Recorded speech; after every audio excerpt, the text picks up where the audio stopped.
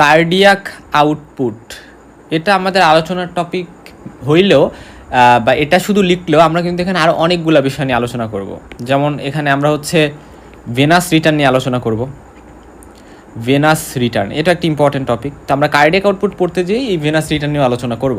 এবারে in diastolic volume কি, in systolic volume কি, যেগুলোকে আমরা সংক্ষেপে ইএসভি বা ইন সিস্টোলিক ভলিউম বা ইডিভি ইন ডায়াস্টোলিক ভলিউম বলি, অথবা স্ট্রোক ভলিউম যে একটা টার্ম আছে এটা বলতে কী বোঝায় সেটা জানবো আমরা। কার্ডিয়াক ইন্ডেক্স বলতে কী বোঝায়, কার্ডিয়াক রিজার্ভ বলতে কী বোঝায়, ইজেকশন ফ্র্যাকশন বলতে কী বোঝায়, এই সামগ্রিক বিষয়গুলো তো আলোচনা করবই। তার পাশাপাশি আমরা লাস্টের দিকে প্রিলোড কাকে বলে, আফটার লোড কাকে বলে, এই জিনিসগুলো না একটু ভালো করে ধারণা নিব। কারণ প্রিলোড, আফটার লোড এগুলো না কন্ট্রাকশন অফ দ্য হার্ট, হ্যাঁ, এটার সাথে অ্যাসোসিয়েটেড দুইটা বিষয়। সো ওভারঅল কথা আমাদের এই লেকচারটা অনেক ইম্পর্টেন্ট হতে যাচ্ছে। কীভাবে কার্ডিয়াক আউটপুট মেজার করতে হয়, ফিক্স ল, এগুলো নিয়ে আমরা আলোচনা করব। আচ্ছা, এই সব কিছু নিয়ে আমরা আলোচনা করবো, তার আগে আমি আরেকটা কথা এখানে বলে ভিডিওতে যাচ্ছি, সেটা হচ্ছে হেমোডাইনামিক্স। হিমোডাইনামিক্স এই কথাটা বলতে কি বোঝায় এটা আমাদের একটু জানা লাগবে, ঠিক আছে। হিমো শব্দের অর্থ হচ্ছে মেনলি ব্লাড, ডাইনামিক্স মানে হচ্ছে গতিশীল, হ্যাঁ, গতিশীল টাইপের কিছু একটা। আমাদের ব্লাড যখন আমাদের সার্কুলেটরি সিস্টেম দিয়ে চলাচল করে, গতিশীল থাকে, স্থির থাকে না, গতিশীল আছে, এই অবস্থাটা, এটা নিয়ে যে স্টাডিটা সেটাকে আমরা বলি হেমোডাইনামিক্স। সো আমরা কিন্তু এখন হেমোডাইনামিক্স স্টাডি করতেছি, রাইট। আমরা এখন কার্ডিয়াক আউটপুট পড়ি বা যাই পড়ি না কেন, এটা তো হার্টের মধ্যেই ব্লাডের ফ্লো হচ্ছে। পাশাপাশি আমরা যখন ব্লাড ফ্লো পড়বো আলাদা করে, আমরা সেখানে বিভিন্ন প্রকার ভ্যাসেলস নিয়ে জানবো। সো তখন কিন্তু আমরা বেসিক্যালি হেমোডাইনামিক্স নিয়ে আলোচনা করবো। তো এখন আমরা কার্ডিয়াক আউটপুট নিয়ে শুরুতে আমাদের তিনটা টার্ম জানতে হবে, একটা হচ্ছে স্ট্রোক ভলিউম, একটা হচ্ছে ইনডাস্ট্রিক ভলিউম, একটা হচ্ছে ইনসিস্টোলিক ভলিউম, ঠিক আছে। এটা জানতে হলে আমাদের কী করা লাগবে, আমাদের হচ্ছে এই ছবিটাতে চলে যাওয়া লাগবে। এই ছবিটাতে একটু অ্যাটেনশন দাও, হ্যাঁ। ছবিটাতে দেখো যে আমরা জানি যে এই যে তো লেফট অ্যাট্রিয়াম, এই যে হচ্ছে লেফট ভেন্ট্রিকল। আচ্ছা, এই যে রাইট অ্যাট্রিয়াম, এই যে right ventricle. Blood left atrium থেকে লেফট ভেন্ট্রিকলে আসে। তো লেফট ভেন্ট্রিকলে আসার পরে কি হয়, লেফট ভেন্ট্রিকলটা কী করে, কন্ট্যাক্ট করে, রাইট, কন্ট্যাক্ট করে বা সংকুচিত হয়। আমরা কার্ডিয়াক সাইকেল এগুলো খুব ভালো করে পড়ে আসছি যে একটা বিট যখন তৈরি হয় তখন অনেকগুলো ঘটনা ঘটে, যে কন্ট্রাকশন হয়, রিল্যাক্সেশন হয়, বোথ অ্যাট্রিয়াম এবং ভেন্ট্রিকলের, এই চারটা ইভেন্টস মিলে কিন্তু একটা বিট তৈরি হয়। তো একটা বিট তৈরি করতে হইলে আমাদের ভেন্ট্রিকলের কিন্তু কন্ট্রাকশন হওয়া লাগবে, রাইট। সো ভেন্ট্রিকলের কন্ট্রাকশন হওয়া লাগে, এটা আমরা জানি, যেটাকে আমরা ভেন্ট্রিকুলার সিস্টোল বলি। আচ্ছা, সো তার মানে কি, একটা বিট এর সময় ভেন্ট্রিকলগুলার, বোথ রাইট অ্যান্ড লেফট ভেন্ট্রিকলের একবার করে কন্ট্যাক্ট করা লাগে। এই জিনিসটা খুব ইম্পর্টেন্ট। তাহলে একটু ভালো করে লক্ষ্য করো যে আমার যে ভেন্ট্রিকলটা, এই ভেন্ট্রিকলটাতে ব্লাড তো আসবে, রাইট। আমরা জানি যে আমাদের লেফট অ্যাট্রিয়াম থেকে লেফট ভেন্ট্রিকলে ব্লাড আসে, এবং এই যে ব্লাডটা আসে, অ্যাট্রিয়াল কন্ট্রাকশন হইলো, লেফট ভেন্ট্রিকলে ব্লাড আসলো, এবং এই যে ব্লাডটা আসে এটাকে আমরা বলি যে আচ্ছা ভেন্ট্রিকলের ফিলিং হয়েছে। কি বলি আমরা, যে আচ্ছা ভেন্ট্রিকুলার ফিলিং, ব্লাড আসে মানে ভেন্ট্রিকুলার ফিল হয়েছে। সো ফিল যখন হয় তখন তো কন্ট্যাক্ট করে। তো এই যে কন্ট্যাক্ট করতে যাবে, এখানে তো ব্লাড জমা হয়েছে, এখানে ব্লাড জমা হয়েছে লেফট ভেন্ট্রিকলে। কীভাবে, এখানে ব্লাড ফিলিং হয়েছে। তো এই ফিলিং হওয়ার পরে ভেন্ট্রিকলটা যখন কন্ট্যাক্ট করবে, কন্ট্যাক্ট করার পরে কী হবে, কন্ট্যাক্ট করার পরে ব্লাডটা এই যে এখান দিয়ে আউটাতে দিয়ে দিবে, আউটাতে দিয়ে দেওয়ার পরে সেই ব্লাডটা ছড়াই যাবে পুরা বডিতে। তো এখন এই যে আউটাতে ব্লাডটা দিয়ে দিবে, এই যে কন্ট্রাকশন কইরা দিয়ে দিবে, তার আগের যে টাইমটাতে আমাদের এখানে যতটুকু ব্লাড আছে সেই ব্লাডটুকুকে আমরা বলি হচ্ছে int diastolic volume. So volume of blood that is present in the ভেন্ট্রিকলস before কি, এই যে ইজেক্ট করে দিয়ে দিচ্ছে, মানে ধরো আউটাতে দিয়ে দিবে, তো এই আউটাতে দিয়ে দেওয়ার আগে যে ভলিউমটা, সেটাই কিন্তু আমরা বলতেছি ইন ডায়াস্টোলিক ভলিউম। এখানে দেখো যে volume of blood in each ventricle at the end of diastole. এটা শুধু লেফট ভেন্ট্রিকলে তা না, রাইট ভেন্ট্রিকলেও, হ্যাঁ, দুটোর ক্ষেত্রে সেম। আচ্ছা, আমি যখন লেফট ভেন্ট্রিকল বলবো মনে রাখবা সেম ইভেন্ট রাইট ভেন্ট্রিকলেও ঘটবে, এই জিনিসটা ইম্পর্টেন্ট। রাইট ভেন্ট্রিকলের ক্ষেত্রে ইজেক্ট করবে এখানে, অর্থাৎ মানে পালমোনারি ট্রাঙ্কে, বাট এখানে হচ্ছে আউটাতে, যে যখন ব্লাডটা ইজেক্ট করে এই আউটা দিয়ে দিবে তার আগে যে ব্লাডটুকু এখানে আসে, তো তার আগে ব্লাডটুকু আসে মানে কি, তখন তো ভেন্ট্রিকলটা রিল্যাক্স করা শেষ হয়ে গেছে, এখন কন্ট্যাক্ট করবে দেখেই তো ব্লাডটা এখান দিয়ে চলে যাবে। সো কন্ট্যাক্ট করার আগে মানে সেটা ডায়াস্টোলের শেষ পর্যায়ে আছে, বা ডায়াস্টোল তখন রিল্যাক্সেশনের শেষ হয়ে গেছে, এখন কন্ট্যাক্ট করবে। তো এই অবস্থাটাতে যে ব্লাডটা থাকে সেটাকে আমরা বলি ইনডায়াস্টোলিক ভলিউম। তো এটা সাধারণত 120 ml এর মতো, 120 থেকে 30 ml। এখন আমি ধরলাম এটা হচ্ছে কন্ট্যাক্ট করে ফেলছে, ভেন্ট্রিকলটা, লেফট ভেন্ট্রিকলটা কন্ট্যাক্ট করে ফেলছে। তো লেফট ভেন্ট্রিকলটা যখন কন্ট্যাক্ট করে ফেলে এবং ব্লাড এখান দিয়ে ইজেক্ট করে দেয়, তখন কিন্তু লেফট ভেন্ট্রিকলটা পুরোপুরি ফাঁকা হয়ে যায় না, এখানে তারপরও কিছু ব্লাড থাইকে যায়। তো এই যে সিস্টোল হয়ে গেল বা কন্ট্রাকশন অফ দ্য ভেন্ট্রিকল হয়ে গেল, তারপর এখানে যতটুকু ব্লাড রিমেইনিং থাকে, এই রিমেইনিং ব্লাডের ভলিউমটুকুকে আমরা বলি হচ্ছে ইন্ড systolic volume. So volume of blood at is ventricle, দুই ভেন্ট্রিকলই সিস্টোলের পরে যতটুকু অবশিষ্ট থাকে, এটা হচ্ছে 50 থেকে 60 ml। ঠিক আছে, খুব ইম্পর্টেন্ট। এখন ব্যাপারটা দাঁড়াইছে এরকম, আমরা ইনসিস্টোলিক ভলিউম কি, ইনডায়াস্টোলিক ভলিউম কি, এই জিনিসটা জানছি, এবং আমরা এটাও জানছি যে একটা বিটে তৈরি করতে হইলে একবার হচ্ছে কন্ট্রাকশন হয়, মানে ভেন্ট্রিকলের, রাইট ভেন্ট্রিকল একবার, লেফট ভেন্ট্রিকল একবার। এখন আমরা এই লেফট ভেন্ট্রিকল যখন কন্ট্যাক্ট করলো, কন্ট্যাক্ট করার পরে ব্লাডটাকে তো ইজেক্ট করে দিবে। তো খুবই ইম্পর্টেন্ট, ভালো করে লক্ষ্য করো যে যতটুকু ব্লাড এটা ইজেক্ট করে দিল পার বিট, আমরা পার বিট হিসাব করি, অর্থাৎ পার বিট মানে কি, পার কন্ট্রাকশন যতটুকু ব্লাড দিয়ে দিল সেটাকে আমরা বলি স্ট্রোক ভলিউম। তার মানে একটু ভালো করে লক্ষ্য করে দেখো, স্ট্রোক ভলিউম মানে কি, এখানে যতটুকু ব্লাড ছিল কন্ট্যাক্ট করার আগে সেটাকে আমরা বলছি ইনডায়াস্টোলিক ভলিউম, এবং এটাকে তো ইনডায়াস্টোলিক ভলিউম বলছি যতটুকু ব্লাড এখানে ছিল, এবং কন্ট্রাকশন করে ফেলার ফলে যতটুকু ব্লাড দিয়ে দিছে সেটা হচ্ছে স্ট্রোক ভলিউম, এবং যতটুকু ব্লাড স্ট্রোক ভলিউমের পরে এখানে অবশিষ্ট আছে সেটাকে আমরা বলতেছি ইন সিস্টোলিক ভলিউম। তাহলে end diastolic volume minus end systolic volume is equal to আমরা বলতে পারি স্ট্রোক ভলিউম। দেখো কনফিউজ করো না, বিষয়টা সহজ, জাস্ট একটু বুঝলেই কিন্তু সহজ। আচ্ছা, তাহলে এখানে স্ট্রোক ভলিউমের ডেফিনেশন লেখা আছে যে স্ট্রোক ভলিউম মাইনাস হচ্ছে এত, তাহলে এইভাবে আমরা স্ট্রোক ভলিউম হচ্ছে 70 থেকে 80 ml। হ্যাঁ, এখানে কিন্তু ml এই জিনিসগুলো আমাদের মাথায় রাখতে হবে, এই ভ্যালুগুলো ভ্যারি করতে পারে, আমরা যেই বই ফলো করি ওই বইতে কী দেওয়া আছে সেটা আমরা সেখান থেকে পড়ে নিব। আচ্ছা, আমরা 3টা টার্ম জানছি, রাইট? এখন এই যে তাহলে কার্ডিয়াক আউটপুট কি সেটা আমি এখানে বলে যাই। কার্ডিয়াক আউটপুট জিনিসটা হচ্ছে যে আমরা তো জানছি যে প্রতি বিটে লেফট ভেন্ট্রিকল যতটুকু ব্লাড এভাবে ইজেক্ট করে দেয় সেটাকে আমরা বলতেছি স্ট্রোক ভলিউম। তো এক বিটে হচ্ছে আমরা জানছি কন্ট্রাকশন হয় একবার, 1 কন্ট্রাকশন।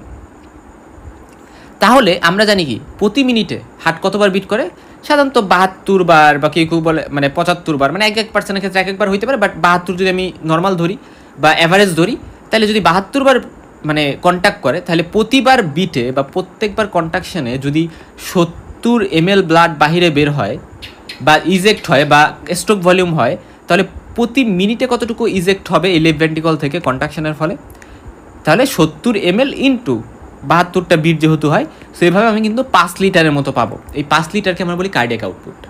ঠিক আছে, সো প্রতি মিনিটে যখন হিসাবটা আমরা করব, এটাকে আমরা বলতেছি কার্ডিয়াক আউটপুট। খুবই ইম্পর্টেন্ট, কার্ডিয়াক আউটপুটের ভ্যালু 5 লিটার পার মিনিট। আচ্ছা, এখন কার্ডিয়াক আউটপুট তাহলে কি, এখানে আমি বলে দিচ্ছি volume of blood pump by each ventricle per minute, এটা হচ্ছে 5 লিটার। এটা হার্ট রেট বা যেটা ওই যে বিট বললাম, সো হার্ট রেটটা মানে তো ওই যে বিট, কতটা বিট তৈরি করতেছে, এসে নোট, তারপরে স্ট্রোক ভলিউম।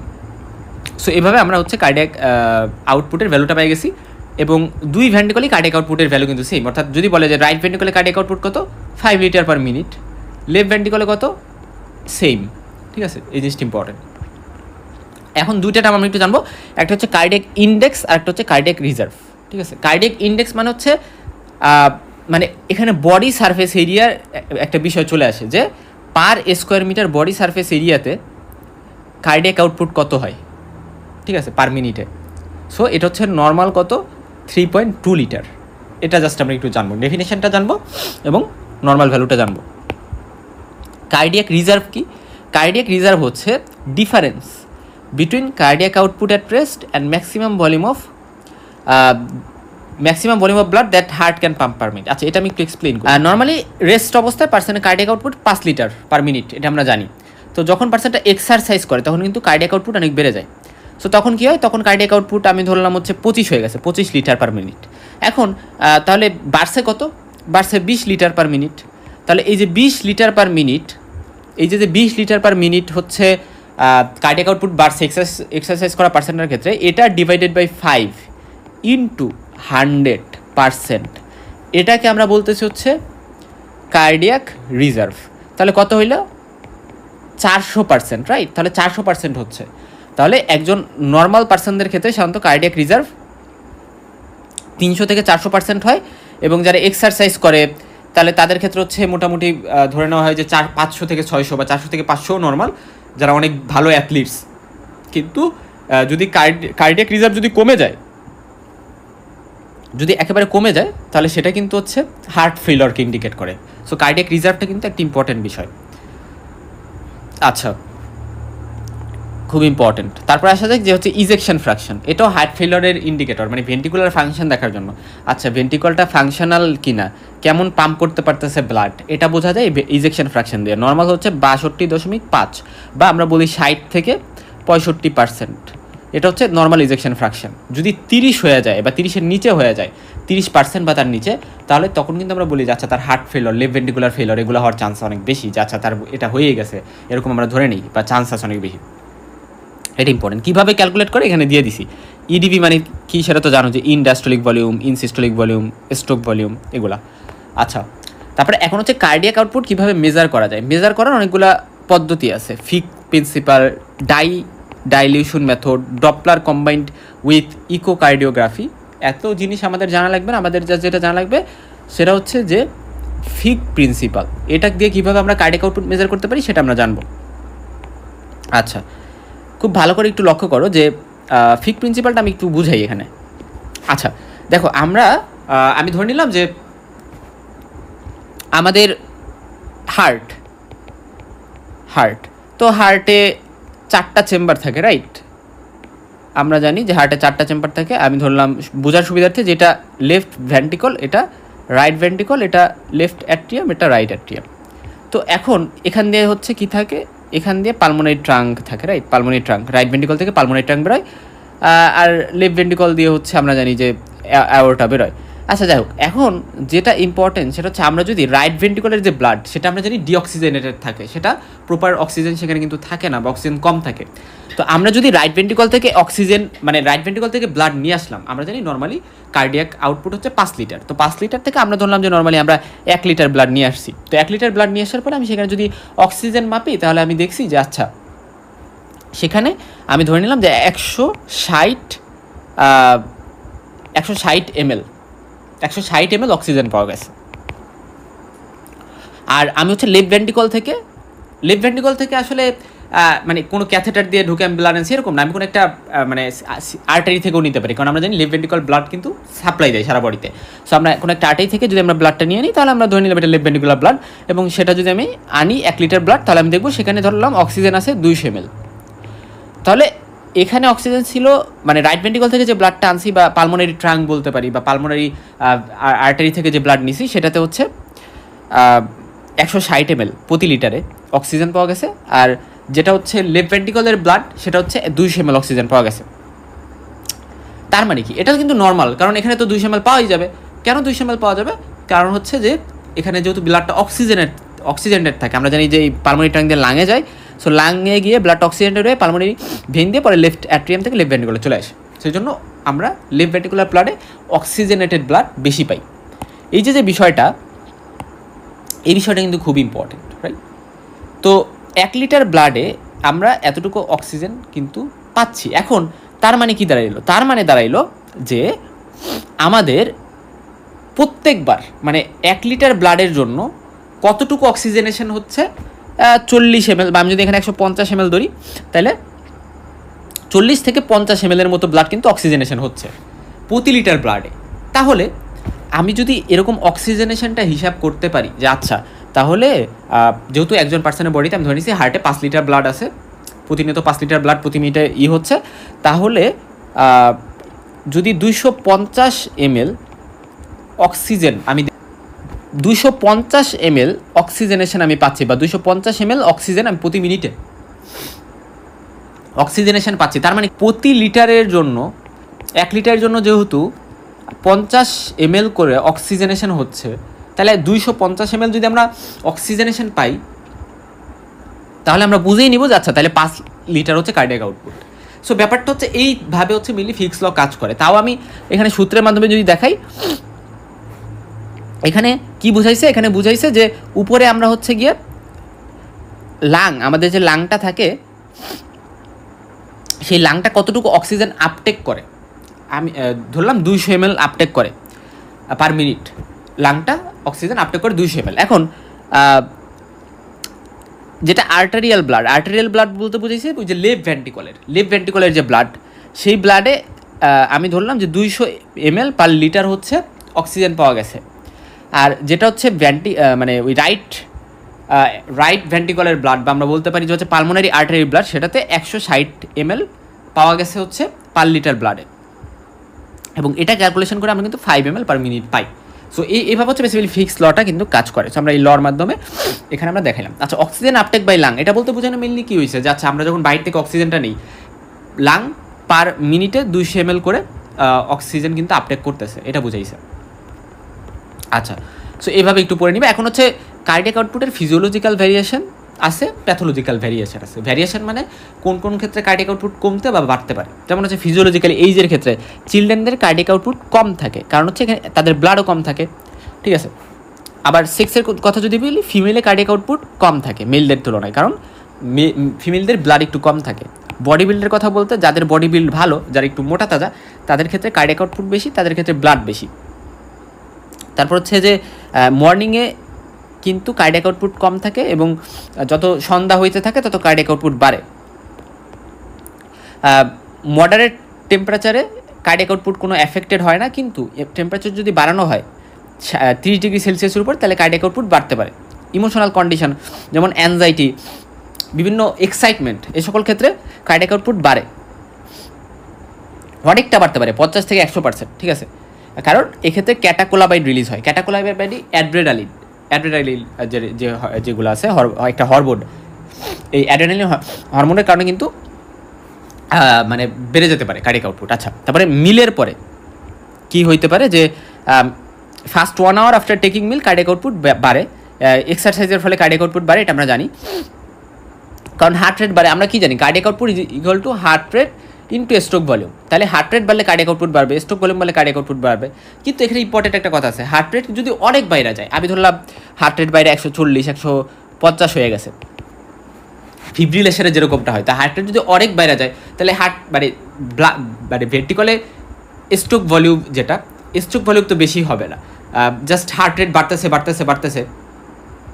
বাট ব্লাড তো পাম্প করার জন্য ব্লাড এনাফ থাকতেছে না।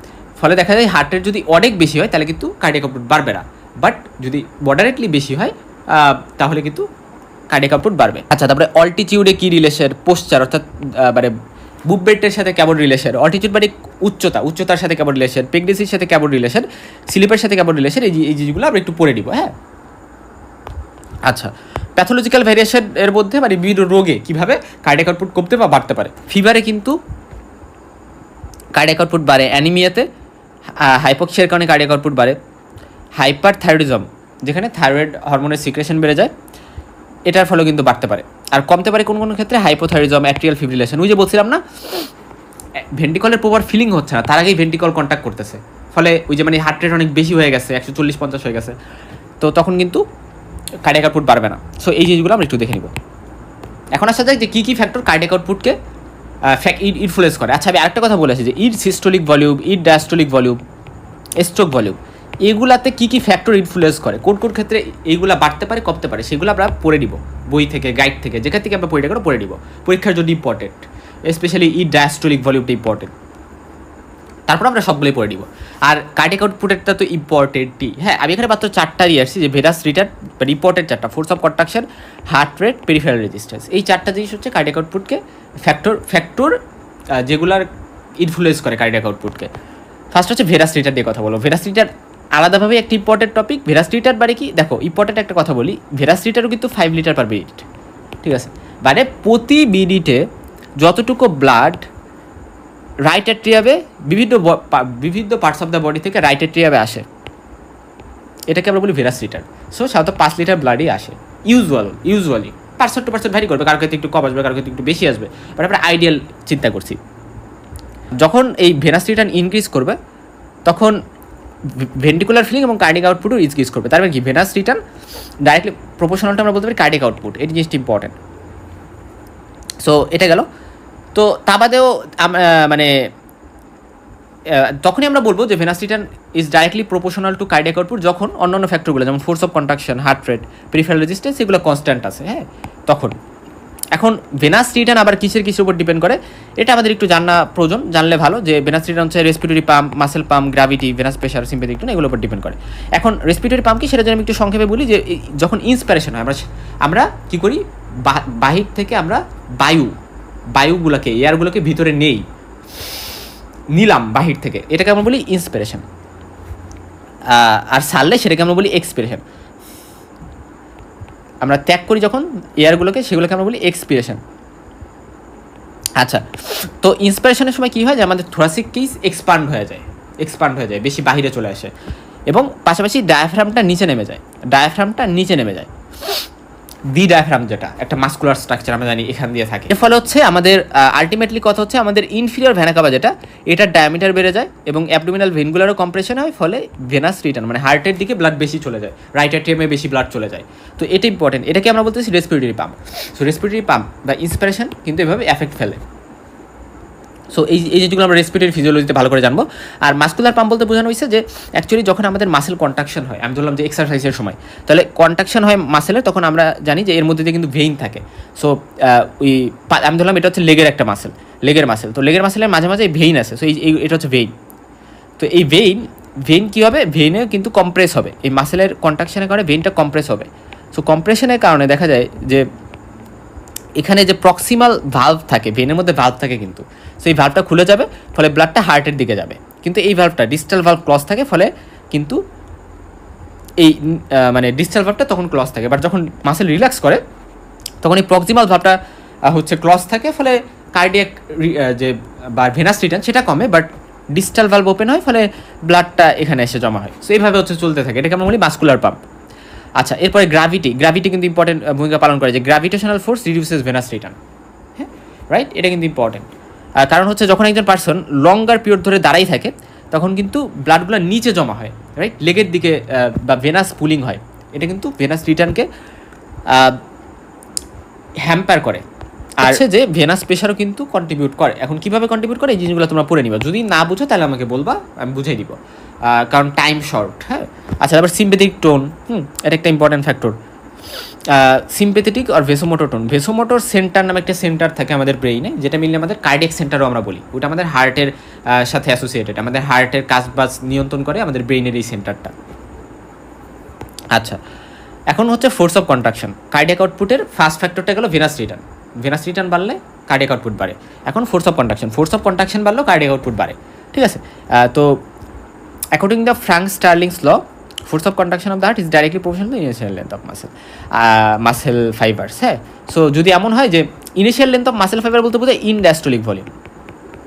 আমরা কি জানছিলাম যে মাসেল যখন লেফট ভেন্ট্রিকল কন্ট্যাক্ট করবে তার আগে লেফট ভেন্ট্রিকলের যে মানে লেফট ভেন্ট্রিকলে যে ব্লাডটুকু থাকে কন্ট্যাক্ট করার আগে যে 120 ml এর মতো ব্লাড থাকে, সেটাকে আমরা বলি ইনডায়াস্টোলিক ভলিউম। সেই ইনডায়াস্টোলিক ভলিউমটা যদি বাড়ে, তাহলে যদি 120 ml থেকে 150 ml হয়ে যায়, তাহলে লেফট ভেন্ট্রিকল আরও জোরে কন্ট্যাক্ট করবে। সো ইনডায়াস্টোলিক ভলিউম বলতে আমাদের বোঝানো হয়েছে initial length of muscle fibre, এই জিনিসটি ইম্পর্টেন্ট। এখন এই ফোর্স অফ কন্ট্রাকশন আবার প্রিলোড আর আফটার লোডের উপর ডিপেন্ড করে। প্রিলোড কি, আফটার লোড কি, এটা আমাদের একটু জানা জরুরি। যে প্রিলোড এটা মানে হচ্ছে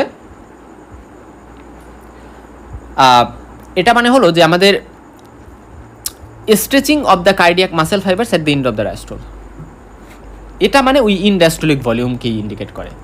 সো ওই যে ইনডায়াস্টোলিক ভলিউমের কথা বললাম 120 থেকে 140 ml, সো ইনডায়াস্টোলিক ভলিউমটা এর ফলে মাসেল ফাইবারের লেন্থগুলো ইনক্রিজ করে, স্ট্রেচ করে, initial length of muscle fibre এগুলোকে আমরা বলি।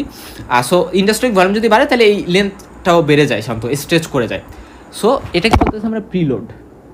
হার্টটা যখন স্ট্রোক ভলিউম ক্রিয়েট করবে, কন্ট্যাক্ট করার পরে যে সেটা যে হার্টটার কন্ট্যাক্ট করার পরে সেটা যে ব্লাডটাকে ইজেক্ট করবে, তার আগে যে মানে কন্ট্যাক্ট করার আগে, এজন্য নাম হয়েছে প্রি। আর লোড মানে যে ব্লাডটা জমা আছে, মানে ইনডাস্ট্রোলিক ভলিউম। ইনডাস্ট্রোলিক ভলিউম ডাস্টলের পরে যে ব্লাডটা জমা হয়ে আছে এরপরে কন্ট্যাক্ট করবে, এর পরের ফেজটা হচ্ছে কন্ট্রাকশন, ভেন্টিকুলার কন্ট্রাকশন। তার আগের ফেজটা হচ্ছে প্রিলোড, যে লোডটা হয়ে আছে, সেই জিনিসটা আমরা বুঝছি। আচ্ছা, সো প্রিলোডের ক্ষেত্রে ইম্পর্টেন্ট বিষয় কি, প্রিলোড হচ্ছে আমাদের যে কার্ডিয়াক আউটপুট এবং ভেনাস রিটার্ন, বা আমরা বলতে পারি স্ট্রোক ভলিউম, এগুলোর সাথে কিন্তু প্রপোর্শনাল। সো প্রিলোড বাড়লে কার্ডিয়াক আউটপুট বাড়বে, স্ট্রোক ভলিউম বাড়বে, কারণ বাসে তাহলে আর জোরে কন্ট্যাক্ট করবে। প্রিলোড বেশি বেড়ে জোরে কন্ট্যাক্ট করবে, বেশি কন্ট্রাকশন হবে, ফোর্স অফ কন্ট্রাকশন বেশি হবে। আর আফটার লোড হচ্ছে ইনভার্সলি প্রপোর্শনাল টু মানে ফোর্স অফ কন্ট্রাকশন। হ্যাঁ, আমি ধরলাম যে লেফট ভেন্ট্রিকলটা কন্ট্যাক্ট করছে, কন্ট্যাক্ট করে ব্লাডটা তো এখানে পাঠাবে। তো পাঠানোর সময় ব্লাডটা কী করে, এই যে আর্টারিয়াল ওয়ালে প্রেশার দেয়, রাইট, প্রেশার ক্রিয়েট করে, এটাকে আমরা বলি আর্টারিয়াল প্রেশার। সো এই যে প্রেশার ক্রিয়েট করবে আউটার ওয়ালে বা আর্টারি ওয়ালে, সো এই প্রেশারের ফলে এই যে রেজিস্ট্যান্সটা পাচ্ছে ব্লাডটা যাওয়ার সময়, এই রেজিস্ট্যান্সটাকে আমরা বলতেছি হচ্ছে মেইনলি আফটার লোড। মানে ইজেক্ট করে দেওয়ার পরে সেটা যে রেজিস্ট্যান্স ফিল করতেছে বা একটা বাধা ফিল করতেছে, এটা হচ্ছে আফটার লোড।